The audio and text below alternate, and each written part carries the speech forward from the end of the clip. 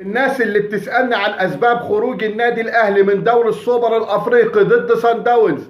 أول سبب يا جماعة إقالة سيد عبد الحفيظ، أنجح واحد في منظومة النادي الأهلي.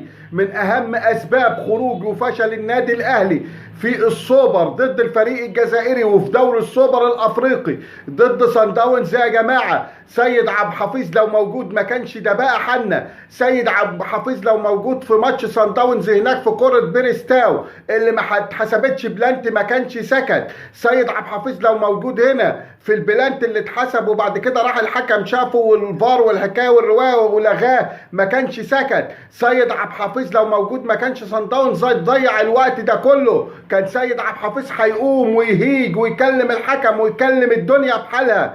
تاني سبب يا جماعه اللي مشى محمد شريف وجاب لنا مكانه صلاح محسن هو السبب.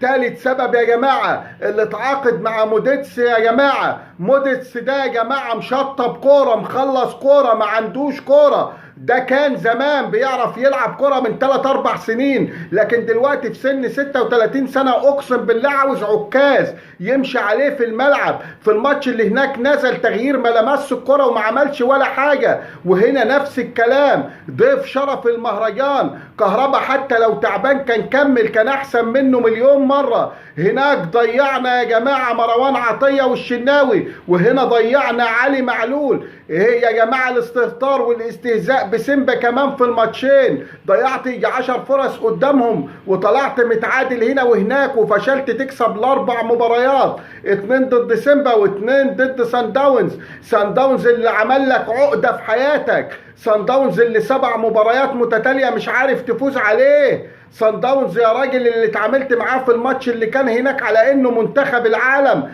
على انه كوكتيل من ريال مدريد وبرشلونة ومانشستر سيتي. ايه اللي احنا فيه ده؟ لجنة الكرة في الاهلي هي السبب الرئيسي في اللي بيحصل لنا دلوقتي بكل اسف.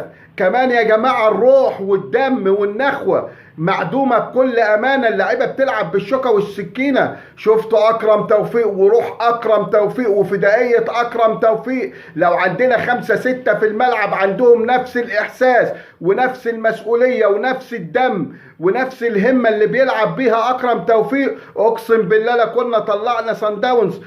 الحظ كان ضدنا، اتظلمنا في بعض القرارات، لكن احنا اللي عملنا كده في نفسنا. لكن احنا سبب اللي حصل ده. كلنا شفنا المنظر وشفنا المشهد. هو ده الأهلي؟ ده الأهلي كان بيدوس على أي حد، ده الأهلي كان بيهزم أي حد، ده الأهلي كان بيخوف أي حد. إنما اللي حصل ده عيب، اللي حصل ده جرس إنذار. ظلم سيد عبد الحفيظ من لجنة الكورة حسام غالي وزكريا ناصف ومحسن صالح بموافقة الخطيب كان أكبر كارثة للنادي الأهلي. شلت عندك أنجى عضو في منظومتك بكل أسف، بكل أسف. وشفنا اللي حصل بعدها، وشفنا ان احنا بعدها مهزوزين، وشفنا ان احنا بعدها اثناء المباراة والمباراة في الملعب محدش بيدافع عنك. مين اللي هيدافع عنك؟ ده خالد بيبو بيتفرج زيه زي اي متفرج، ملوش اي دور. يا جماعة يا جماعة الناس دي لازم تتحاسب، اقسم بالله الناس دي سبب اللي حصل للاهلي. الواحد قرفان والله العظيم. رجاء الاشتراك في قناتي وتفعيل الجرس. شكرا.